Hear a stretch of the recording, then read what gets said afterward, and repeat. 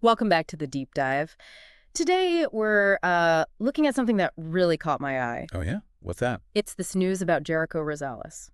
He officially confirmed he's with Janine Gutierrez. Ah, right. I saw that. The PEPPH article, wasn't it? From like 2 days ago, April 19th. Exactly, yeah, April 19th. But it's how it happened, That's the interesting part. Totally. It wasn't just some Instagram post or press release. It was actually during the wake for Janine's grandmother. Jericho Rosales, yeah, an absolute icon, Asia's queen of songs. Mm-hmm. She passed away on April 12th, age 87.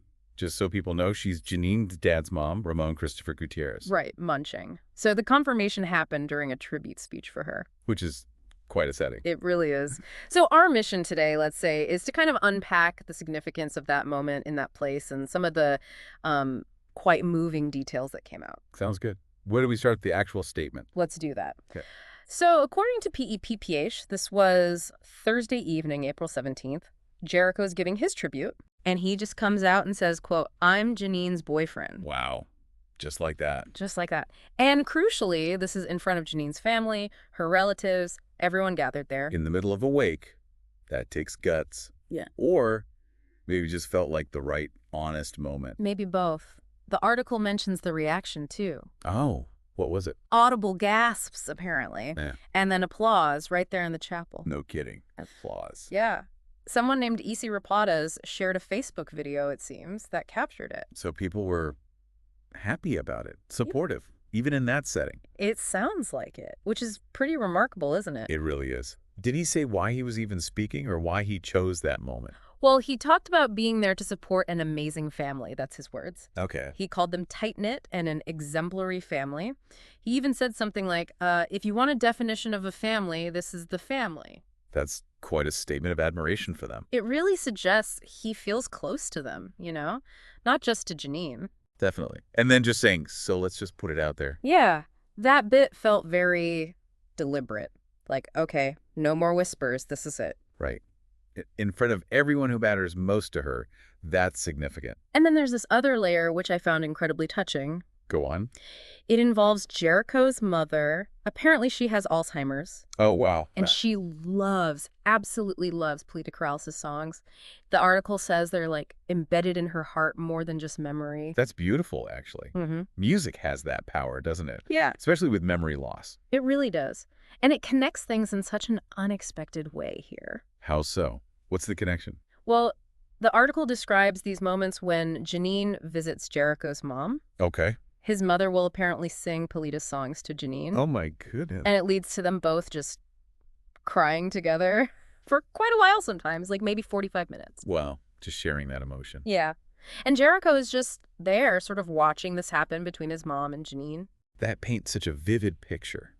It speaks volumes about the depth of the relationship Janine and Jericho's. Exactly. It's not just surface level, is it? There's this shared vulnerability, this family connection through music and emotion. A really profound bond, it sounds like. Wow. And fittingly, after his speech, Jericho apparently also sang a song as a tribute. Makes sense, given the music connection with his mom and Polita. A very personal tribute. Yeah. Now, we should probably mention, this isn't technically the first confirmation, right? Right. There was that thing back in August 2024, wasn't there? During the press stuff for Lavender Fields. That's it. He acknowledged they were officially dating then. And there was a Valentine's post people got excited about, too. True. So why does this confirmation, the one at the wake, feel so different, so much more impactful? Well, I think it's all about the context, isn't it?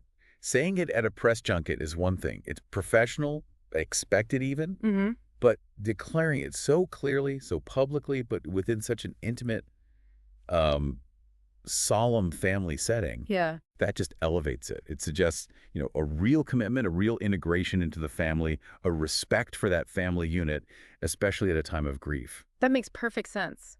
It's not just dating anymore. It's like saying, I'm here with you all through this. Precisely. It carries so much more weight. The article also quickly mentions the photo credits, which is interesting. Oh, yeah. One from Instagram, another from Ria May Magallanes on Facebook, showing them at the wake. Right. And it notes that the PEPPH editors tweaked the article, which someone else originally wrote, just a little peek behind the curtain of news gathering. Yeah, it reminds you there's always a process, different sources feeding into the final story. Okay, so Let's try to bring it all together, the main takeaway. For me, it's Jericho's very public, but also incredibly personal confirmation. The setting, Pilita Corrales' wake, is just impossible to ignore. It adds so many layers. Definitely.